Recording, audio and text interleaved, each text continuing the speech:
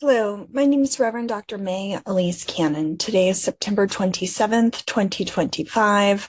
It's day 722. In Gaza, strikes and gunfire over the last 24 hours killed at least 66 people since Saturday morning. According to sources, 36 of those were killed in Gaza City. Among the dead were 9 from the same family in a house that was in the Nuseirat refugee camp, according to staff at the Al-Awada hospital where the bodies were brought. 5 others were killed in a strike that hit a tent that was a tent for displaced families. I presume that was in one of the humanitarian zones, but that was according to Nasser Hospital.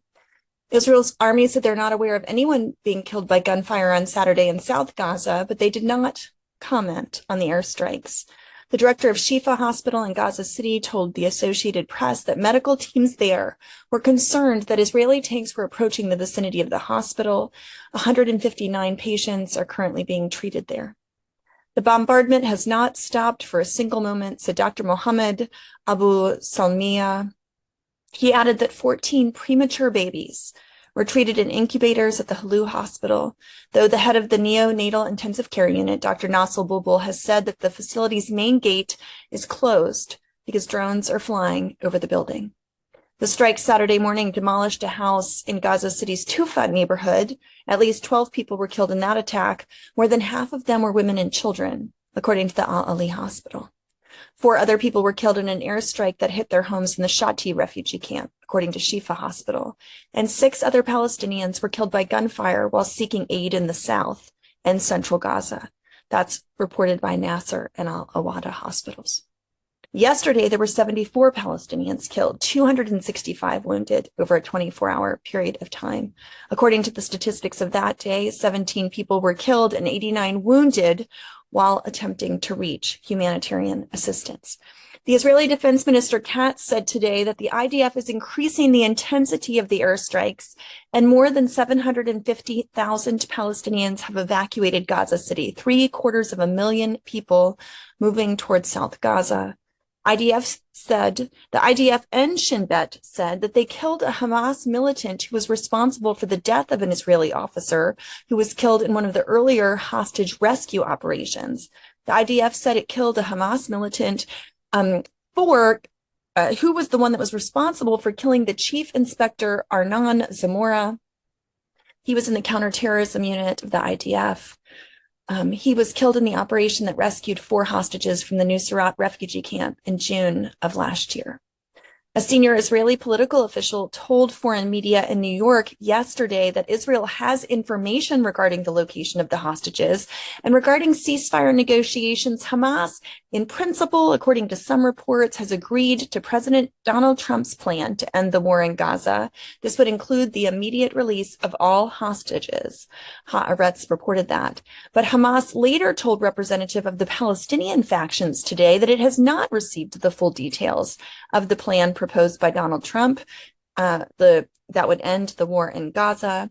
Israel's foreign minister said that Israel's clear national interest is to end the war and achieve its goals.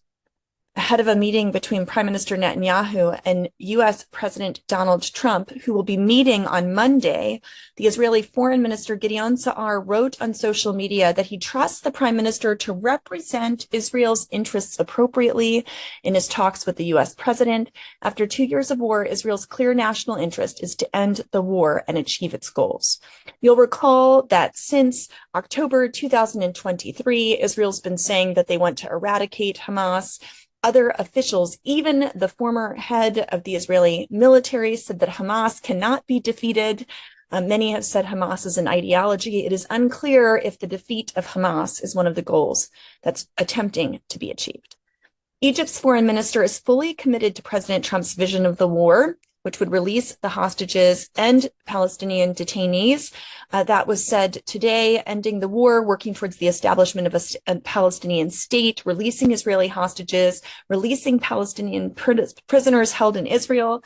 The foreign minister stated that Egypt categorically rejects any attempt to forcibly displace Palestinians, which he said would be a crime of ethnic cleansing. Egypt is not and will not be a gate to liquidate the Palestinian cause.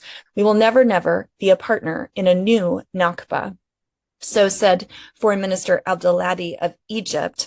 You'll recall that Egypt has put a number of troops in the Sinai Peninsula, which has Israel quite upset. There have been protests in Israel demanding the hostages be returned home, a deal, and an end to the war. Protests took place all across Israel today amid the new plan that President Trump presented to end the Israel-Hamas war. And police arrested protesters in Israel who were calling out the names of hostages. They were standing outside of Foreign Minister Gideon Sa'ar's home. The court had ruled that they were allowed to protest, and yet they were arrested anyway. Israel's National Security Minister Ben-Gvir said that Netanyahu has no mandate to end the war without a decisive defeat of Hamas. That answers one of the questions I was asking. So at least according to some of the senior figures in the Israeli government, the war will not come to an end until, or should not come to an end until the Hamas is defeated. And the United Torah Judaism leader, his name is Moshe Gafni, he voiced his support for the end of the war and to return the hostages. He said that his party's stance is to end the war and return the hostages. There was an internal debate about this within the United Torah Judaism party. Lots of conversations about Egypt. The U.S. ambassador to Israel, Mike Huckabee, is said to be on his way, or maybe there already, in order to discuss the Gaza war. That's in part because there have been tensions, as I mentioned, between Egypt and Israel. Huckabee plans to meet with the foreign minister and is expected to raise Israeli threats to reconsider a multi-billion-dollar natural gas deal with Cairo. Egypt has voiced concerns that Palestinians could be expelled from Gaza into its territory, and Israeli officials are accusing Cairo of boosting troop levels in the Sinai. I mentioned that previously. The U.S. ambassador, is set to discuss elements of Trump's plan and to press Egypt to accept the credentials of Israel's ambassador-designate Yuri Rothman. Cairo has refused to approve the new envoy once Israel's previous ambassador left her post last year. One diplomatic source said part of the reason Huckabee is going on this mission is because Washington doesn't trust the U.S. ambassador to Cairo to represent Israel's interests properly with the Egyptian government.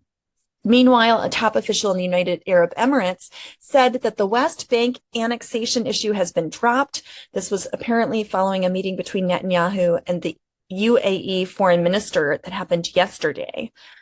Also, lots of conversations about Iran. The head of Iran's Supreme National Security Council called on Saudi Arabia and Hezbollah to put their differences aside and cooperate closely as they face what he called Israel's conspiracies. Iran's president, Masoud Pezeshkian, told Iranian state TV that a preliminary agreement to avoid the snapback sanctions, we've been talking about those in the last couple of days, on its nuclear program was reached with Europe. But the U.S. opposes it because they want Iran to be weak. Meanwhile, in Lebanon, the Hezbollah chief, this is Naim Qassem, spoke at an event in Beirut. The event marked the 1-year anniversary of the assassination of the former head of Hezbollah, Hassan Nasrallah. Qassem said that Nasrallah's departure was painful, but his presence remains alive. He said the achievements of the resistance movement are based on steadfastness and continuity. Nasrallah laid the foundations for a modular resistance movement that changed the face of the region and spread throughout the world. That was a direct quote. In the international community yesterday, Netanyahu spoke at the UN General Assembly. According to the New York Times, this is what we need to know. Netanyahu rejected the creation of a Palestinian state. He vowed to continue the military campaign to, quote, finish the job against Hamas, end quote. This was a defiant address at the UN General Assembly. Representatives from dozens of countries walked out of the hall before Netanyahu began his speech, the latest public protest of Israel from an audience of world leaders demanding an end to the war on Gaza. Netanyahu said that Israelis will not commit national suicide by allowing Palestinian statehood, and he sharply criticized nations that have recognized such a prospect, which I believe is now more than 100 and some nations. I should look up that number. But Netanyahu said, a mark of shame be on all of you. A demonstration against military action in Gaza drew more than 100,000 people in Berlin. This is in Germany. The police said it was about 50,000 people. The organizers said it was 100. Regardless, it was the largest rally to date in Germany that took place in Berlin's downtown area. The demonstrators protested the war in Gaza, demanding an end to the humanitarian crisis. The demonstration was called All Eyes on Gaza, marching towards the Victory Column outside of Berlin's City Hall, a monument in Germany's capital park where a mass rally was held. Berlin police said 1,800 officers were deployed across the city to monitor the protesters. There were chants of Free Palestine, long live international solidarity. Gaza, stop the massacre, never again for anyone, and freedom for Palestine. Zelensky in Ukraine, he has said that Ukraine received and is using the Israeli Patriot aerial defense system. He said that it's been operating for about a month. They'll receive 2 Patriot systems in the fall without specifying where the additional systems would come from. And in the U.S., the son of the U.S. Special Envoy to the Middle East, Steve Witkoff, attempted to recruit billions of dollars of funding from Qatar, which is the mediator country, of course, between Israel and Hamas and the ceasefire talks. So while the son of Steve Witkoff was seeking to recruit billions of dollars of funding from Qatar, his father was negotiating for an end to the war. New York Times is investigating. I just have a few updates on Christians in the region. Theophilus, the Greek Patriarch of Jerusalem, met with President Erdogan of Turkey to reaffirm the status quo as pillars of Jerusalem's sacred heritage. Of course, that's been under threat. The Greek Orthodox had their bank accounts put on hold because of the Arnona tax issue. There was a separate Catholic conference on the Arnona tax issue where leadership came together to address the urgent challenges. This was the Catholic Ordinaries of the Holy Land who convened at the Notre Dame Center discussing the Arnona property tax issues. And the Cardinal of the Latin Patriarch of Jerusalem and the Latin Patriarch Pizzaballa, said that Gaza violence is caused by years of hateful language. So these are the words of Cardinal Pizzaballa. You already heard the news. There's no need to delve into the dramatic story of what's happening. The images are also very significant. Unfortunately, they speak of destruction, death, and so much pain. One of the problems we're experiencing is precisely this. We're so overwhelmed by pain, there seems to be no room for the pain of others. The Cardinal added, we're also experiencing a deep climate of hatred, increasingly entrenched within both populations, Israeli and Palestinian, that seems to have no end. He said this hatred is demonstrated not only by violence, but also in language. And we believe that the violence we're witnessing is a result of years of violent and dehumanizing language. Pizzaballa explained that if others are dehumanized through language, creating a culture, a way of thinking, the transition to physical violence is just a matter of time. And unfortunately, that's what we're witnessing. May we continue to pray and to work for an end to that ongoing violence in Gaza and wherever it may be. May God go before us in the name of Christ. Amen.